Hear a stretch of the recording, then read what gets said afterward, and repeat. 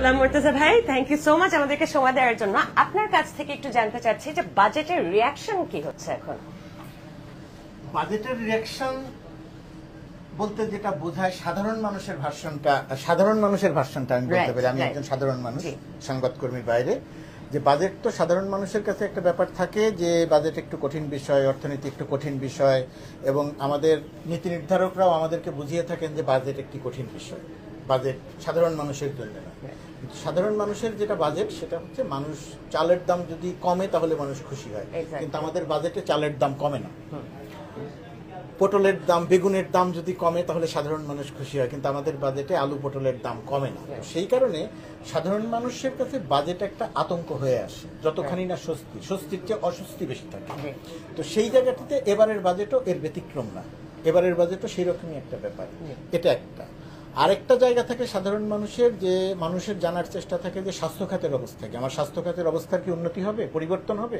কিন্তু এবারের বাজেট এখন পর্যন্ত আমরা যেটা দেখেছি যে আমাদের স্বাস্থ্য খাত সেই গুরুত্ব পায়নি। সুতরাং সাধারণ মানুষের স্বস্তির জায়গাটা সেক্ষেত্রেও নাই। আরেকটা জায়গা থেকে শিক্ষার ক্ষেত্রে আমাদের কি হয়, আমার সন্তানের পড়াশোনা, আপনার সন্তানের পড়াশোনা, সাধারণ মানুষের যে পড়াশোনা, সেই পড়াশোনা বা শিক্ষার জায়গাটার অবস্থাটা কি। এবারের বাজেটে আমাদের সেই জায়গাটাতেও একটা হতাশাজনক চিত্র আছে, কারণ শিক্ষা খাতে বরাদ্দ এবারও বাড়েনি, কমেছে। তো এই যে জায়গাগুলো।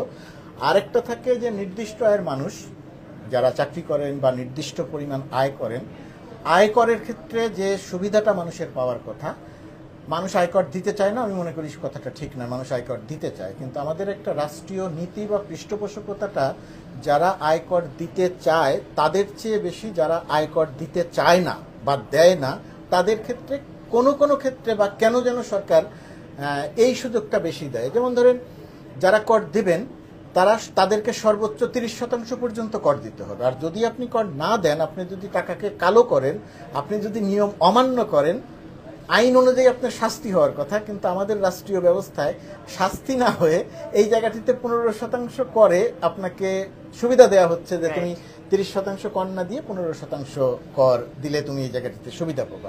তো এই যে নীতি নির্ধারক পর্যায়ে এই যে সিদ্ধান্তগুলো আসে, আমার স্বাস্থ্যে কোনো সুখবর আসে না, শিক্ষায় কোনো সুখবর আসে না, নিত্য প্রয়োজনীয় জিনিসপত্রের ক্ষেত্রে সুখবর আসে না, এই যে আসে না নিশ্চয়ই কিছু কিছু জায়গায় আসে, কিছু কিছু জিনিসের সুখবর এসেছে ব্ল্যাক মানি যারা আর্ন করছে তাদের জন্য।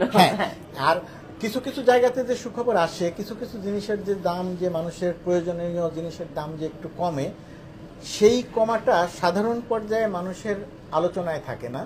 মানুষ সেটার জন্য সরকারকে ধন্যবাদ দিতে পারে না। তার কারণ হচ্ছে তার যে বেসিক নিড, তার যে একেবারে নিত্য দিনের যে জীবনযাপন, সেই জায়গাটাতে কোনো পরিবর্তন আসে না। তার পরিবহনে খরচ কমে না, তার বাজার ক্রয়ের খরচ কমে না, তার শিক্ষায় খরচ কমে না, সে স্বাস্থ্যে বেশি অর্থ ব্যয় করেও সেবা পায় না। তো এই রকমের মানুষের প্রতিনিয়ত যে প্রয়োজন, সেই প্রয়োজনের জায়গাটাতে মানুষ আসলে কিছু সুবিধা পেতে চায়, বাজেটের দিকে তাকিয়ে থাকে। কিন্তু মানুষ জানে যে সেখান থেকে পাবে না, তারপরেও আশা নিয়ে তাকিয়ে থাকে। সেই আশাটা যখন পূরণ হয় না, তখন মানুষের ভেতরে এক ধরনের হতাশা আছে।